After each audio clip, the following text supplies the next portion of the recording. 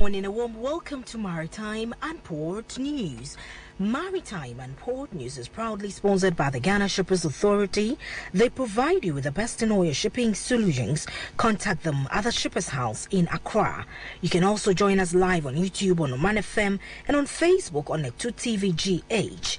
Tune in to Omanfm in Kumasi for more Maritime and Port News. My name is Nanesi Boateng.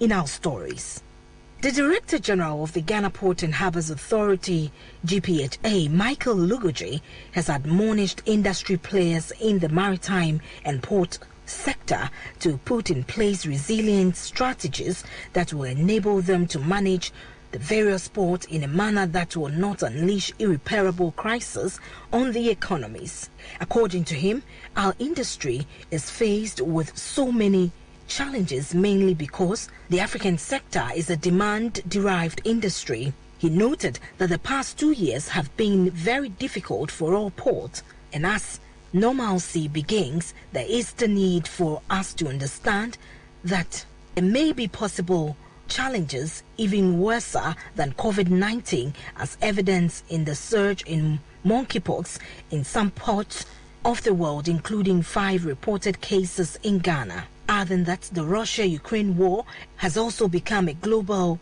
challenge in our various economies. The Director General of the Ghana Port and Harbours Authority, Michael Lugoje, made this statement during the Pimolka Board and Harbour Masters Network meeting held in Ghana. Let's listen to him.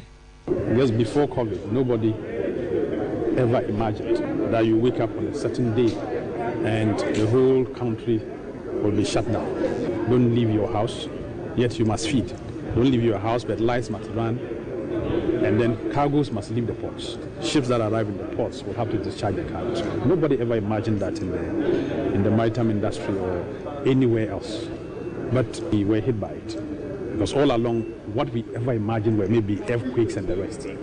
So when the rest of the country will still be open, you only get disaster management to deal with it. Whenever there could be a pandemic that will shut down the whole world of the country. So that came to teach us a lesson. We quickly had to think about what measures to put in place to ensure things work. Fortunately, we got the support of government. The president gave some reliefs that cargo could still move out or in and out of the port. So that helped us to quickly put measures in place to ensure that cargo can move out. Ships, therefore, will not have to queue in the waters. They can discharge in the port, and cargo won't get locked up in the port. It could move to where it is needed. Several things had to be done. We had to get people to stay home. Like all of you knew, all the measures that every industry took during that period. But in doing that, it remained a learning curve. What then happened was that we had to, volumes dropped. So original budgets had to be reviewed because your revenues will now be less than anticipated. And yet, you have planned your expenditure along a budget. When the budget drops, then you need to think about how do you cut down costs to be able to survive. You also need to, not only your expected revenues drop, you also need to find additional money to intervene in all the COVID-related preventive measures that we have to put in place. We have situations where people's cargoes were in the ports beyond the reasonable period and accumulated rent. You needed to be able to waive that rent because it wasn't the fault of the shipper that they didn't get their cargo out. So you had quite a number of things you needed to deal with to still maintain your survival. As we were mastering that and getting out of COVID, then the Russia-Ukraine war came. That's still more serious. A lot of things happened. Ships that originally were available to come to the region had to delay. They couldn't come. And of course, we were all witnesses to the fuel prices that keep escalating because of that war. We are all witnesses to supplies that were coming out of Russia and Ukraine that now cannot come anymore. So all volumes like wheat, fertilizer, and the rest that were supposed to come from those countries that we had budgeted for the year to come as part of the revenues we're going to make also reduced. So we are still in another crisis that we have to deal with. You heard the Director General of the Ghana Port and Harbours Authority, Michael Lugoje. In other stories, as facilities of international trade, Ghana's ports are subject to requirement of the Environmental Protection Agency. One of such requirements is the review of the environmental performance of the port with the aim for continuous improvement.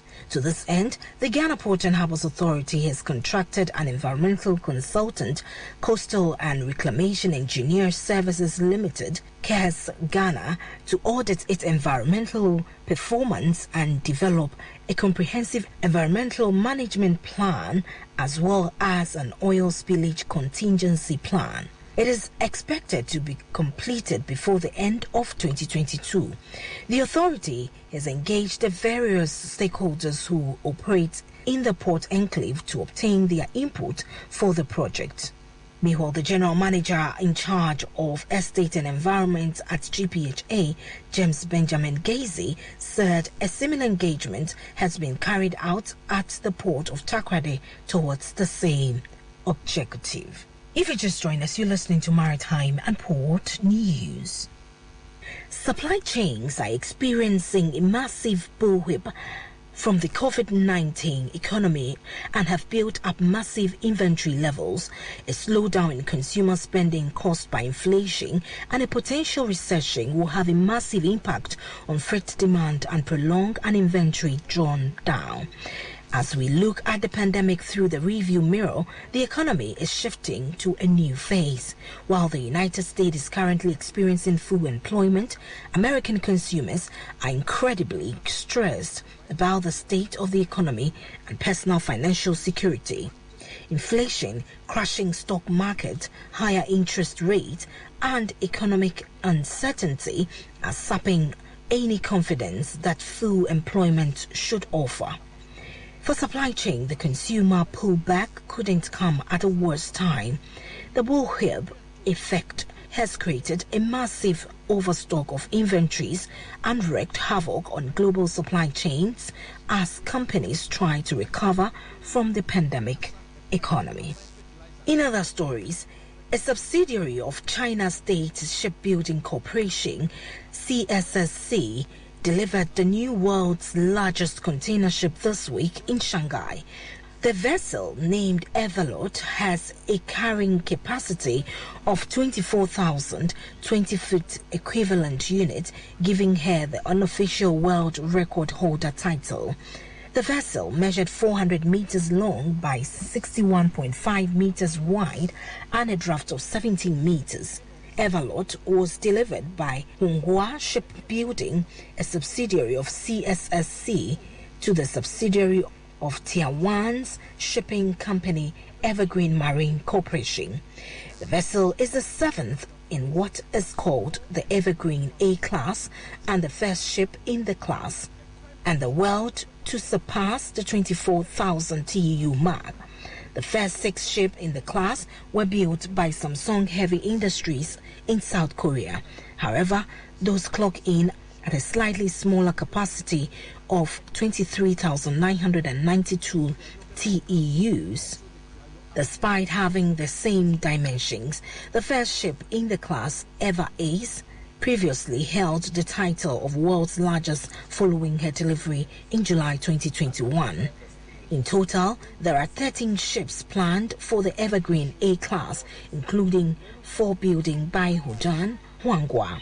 Delivery of Everlord was confirmed by China state-owned media company CGTN. So on this note, to wrap up this morning, and of course, this week's edition of Maritime and Port News. Maritime and Port News is proudly sponsored by the Ghana Shippers Authority. They provide you with the best in oil shipping solutions. Contact them at the Shippers House in Accra. My name is Nanisi Boateng, my producer, Kwekwa Boateng. Have a great Maritime and Port Day. Jensu akwan suju medie hia mo man bia ankanko edi Ghana eko wiase na di wiase so ba Ghana Shippers Authority ani so ade huno ne se ye bebo nsuo so adwadifo e wo haw bia wonam mu efri no ma ayra dia seye sika yaje wa emfa kwan so eni haw ahodo pi ye nya adaje kire nsuo so adwadifo eno ma eko se de be ya wo beti ase ye ni so ade huno ne se ye besom ni asomosompa. Ghana Shippers Authority Ghana Shippers House, Ridge, Accra, Gapoha Towers, Tema, NCA Building, 4th Gardens, Echupe, Kumasi.